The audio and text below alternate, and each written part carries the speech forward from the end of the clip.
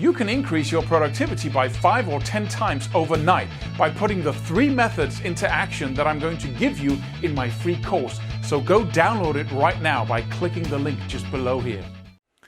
How do you become a pro at anything and in anything, any area of life? How do you become a professional compared to an amateur? It's a simple little change that I'm going to talk about in this video. Don't forget to subscribe, hit the bell icon if you want original insights on personal development and success. My name is Claus Levin, and the way to become a pro is to go from practicing to training. That's the whole thing. You know, instead of practicing self-discipline, train yourself. How do you do that? You take something small. This is the recipe, and I've been using this all my life. You take something small.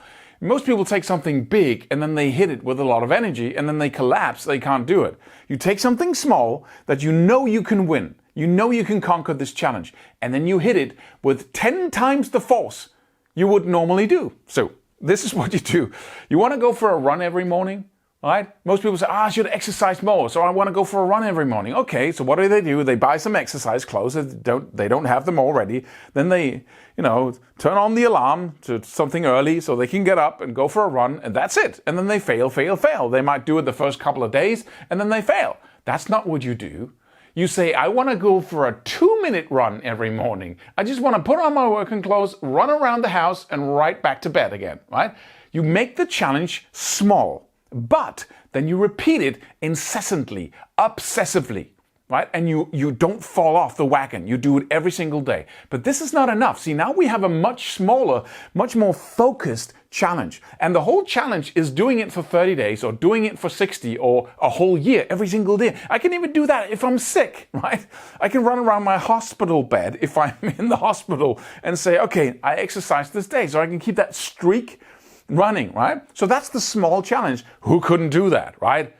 2 minutes, just put on your exercise clothes. You can't find an excuse not to do that. But secondly, you want to amp up. You want to show up with an army to that smaller challenge now to make sure that you can handle it, right? So instead of saying, I'm just going to set my alarm, no, you're going to take your alarm clock and put it in the other room. So you have to get out of bed because you don't trust yourself when you wake up next morning. You have to do that, and you have to work on that. See, let me get an old-fashioned alarm clock that I can put there, that I'm setting every single day.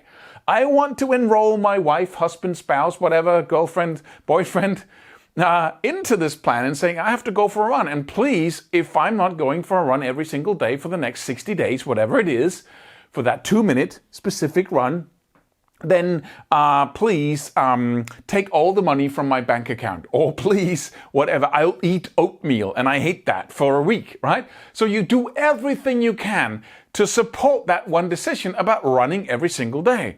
Oh, that's silly, Klaus. I can just do it. What, really? Can you just do it? Then by all means, just do it and find another challenge that you have a hard time doing that you can do the same thing with.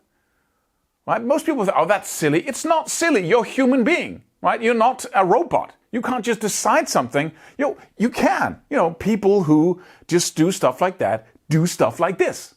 People who can just go for a run every single day and they can just decide to do stuff. They have enormous self-discipline. Well, the only reason why people say I have enormous self-discipline is because I try to have it. It's because I do all these things, right? Have all these thought processes in order for me to do the things I want to do and get the results I want.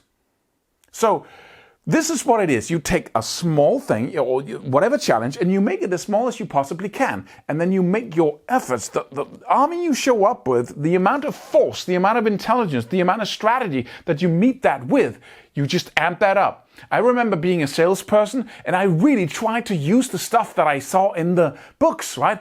All kinds of really cool question strategies, stuff I had to remember and do as I was sitting in front of the customer, and I forgot all of them. All the time. As soon as I got into the meeting, I was just on autopilot and I was just trying to listen to and get all the signals from the customer, and I just did what I was used to. So I had to take a piece of paper and write down specific questions and stuff I had to do to break that cycle. So I had to take that up. I almost, glued it on my bag so it was no excuse, and I had that in front of me.